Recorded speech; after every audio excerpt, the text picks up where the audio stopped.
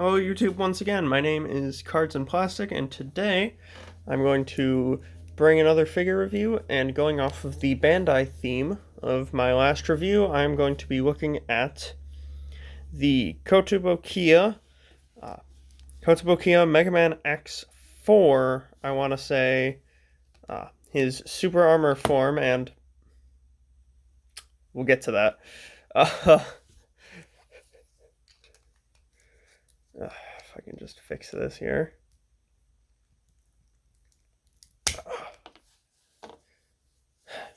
This is why.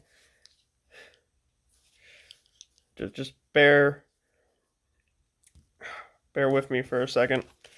This is par for the course with Kotobukiya kits. Okay, so we'll start. Looks-wise. It looks really good. It's the Mega Man X4 completed armor set. It looks really good. Let's do a little 360 here. Great color separation. Colors are nice and vibrant. I prefer the standard X design over this, because that design's a lot less busy. But otherwise, really good. Really good interpretation of the designs from the game. Now moving on to... now, for obviously it's a model kit, so there's no paint apps. I will mention that the faceplates do come not necessarily pre-painted, but the eyes are not stickers. They come pre-applied to the faceplates in a separate baggie. So there are, I'll say, a few stickers with this kit. It's been a while since I built it, but none of them are applied here. So we get to the... Firstly, let's take a look at the accessories. You get a lot with this kit. So, you get, in addition to the face he has on right now, just kind of like a blank stare, somewhat frown. You get a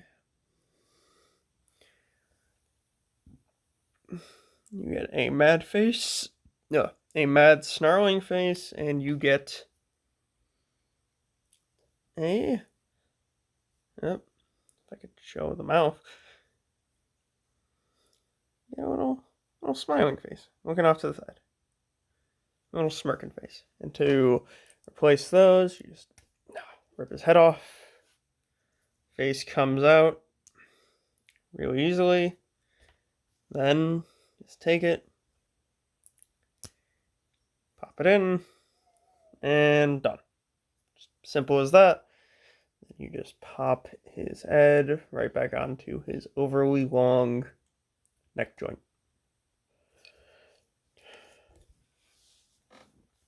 Then, moving on, for the hands, you have a pair of fists, pair of big grabby hands, kind of like, I don't know what you would call these, but yeah, big grabbing hands, and then spread open hands,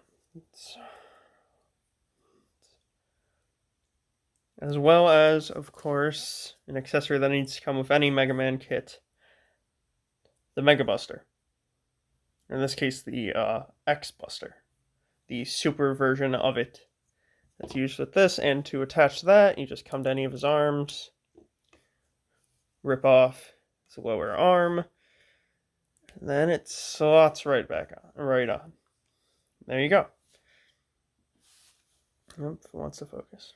Now this can be attached to either the right or the left arm. I prefer to have it to the right arm. But there you go. And to attach the hands are on simple pegs, and they have ball joints inside. Ignore the nub marks. So any of the hands, just peg them off, peg right back in, and there you go. You have X. Now moving on for posability, I'm gonna remove his that happens. We'll get into that. And there goes that piece. So, we'll start by putting on his arm. Yep, get that backwards.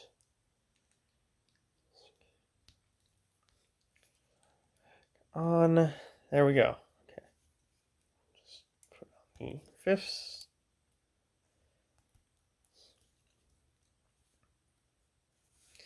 Okay, articulation-wise, guy's pretty decent. So head can look up that far, down that far, side to side, full rotation, since it's just on a ball joint.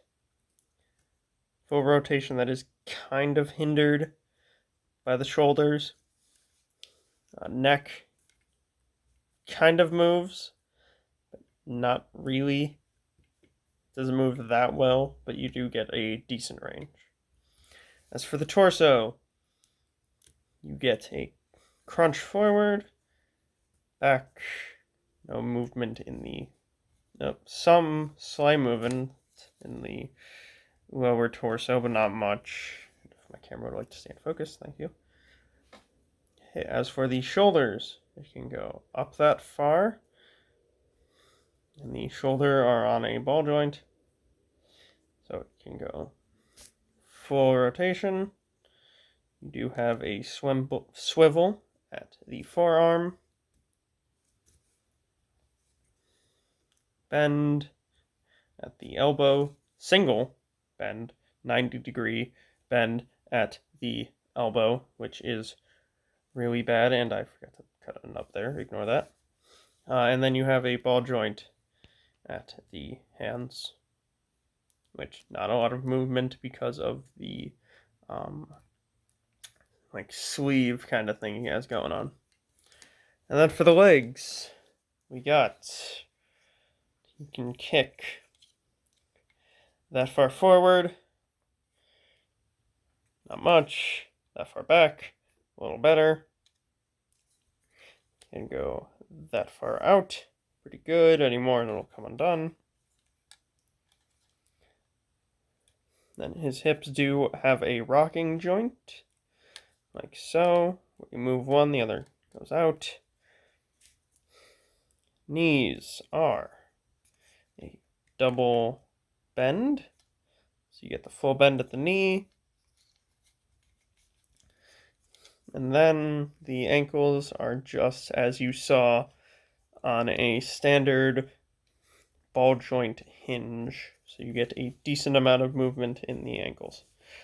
Now, this kit looks very good, but my main gripe with it is my same gripe that I have with all Kotobukiya kits. Out of my entire collection of hundreds of model kits and action figures, I only own 2 Kotobukiya kits. That's because fall over. They're floppy. Their joints loosen very quickly. When I have them back, you can see them kind of in between the Unchained Armor Superman, the Lucario. Kind of see him back there. I will not touch that figure, because if I touch it, all his armor falls off. First time I went to pose it after putting it on a shelf, having it on a shelf for 2 weeks, all of its armor fell off. I had to find it, put it back on. It sucks. Not touching it anymore. Same thing goes with this one. Knee joints. Floppy. Ankle joints. Floppy. You know, it's losing it slowly. It's not as bad as the other one, but I just don't like the Kotobukiya kits tend to lose their stability way faster than Bandai kits. And way faster than like Hasbro figures or even Bandai standard figures. But honestly, if it wasn't for the problems I have with some of the loose joints, like most notably the ankles. The knees aren't to the point where, it can't hold the pose, but the ankles are just so loose that it has a very hard time standing up unless you get into a very, very specific pose. And even here you can see that just like that, he's leaning back. And then if I try to straighten him up, he stays, but if you move the ankles even slightly, he starts to lean. And there he goes. Okay, not counting the loose, floppy ankle joints. This figure would get a 8. Sculpt work, great. Build was fun. Accessories, decent. Obviously, I know there is a special version of this. I'm not sure of this figure specifically, but there are special versions of these that come with blast effect parts. So if you can get your hands on one of those, I would recommend it. Because, obviously, with Mega Man, you'd like to have him some sort of action shooting pose, and the blast effects would help a lot. And the alternate faces are nice, though not necessary. Posability, especially in the arms, could be better. Would have liked to seen a double bend. But other than that, yeah, not counting the floppy ankles, and the figure gets a nice 8 out of 10. The floppy ankles don't ruin it. That brings it down to a 7. But when the other joints start going, and they will, because it's the Kotobukiya kit, it's probably going to lower from there. But otherwise, decent figure. Is it worth the price I paid? I think I paid around $60 for this at my local hobby store. I don't know. That's up to you. If you like Mega Man kits, this figure is about, I want to say here. Let me see here. I have the 8-inch tall Mego Ultraman. So as you can see, he comes up to about Ultraman's elbow. So he is about 6 inches tall.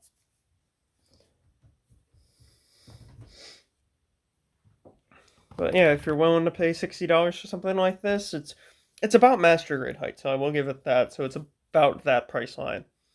So is it worth the price? I mean, I guess the price goes up mostly because I paid for it, because Kotobukiya can't really sell in the States, because that's like a legal gray area. And also because of the just very, very good color separation. Yeah, so decent figure. Just watch out for the loose joints. Tighten up the ankle joints with a dab of super glue. Move them around a bit. It won't stick together if you just keep moving it, and will tighten the joint right up. So, if you enjoyed the video, make sure to leave a like, consider subscribing, and drop a comment down below, especially because I'm a very small YouTuber at the moment. It helps a ton. I will see you in the next video.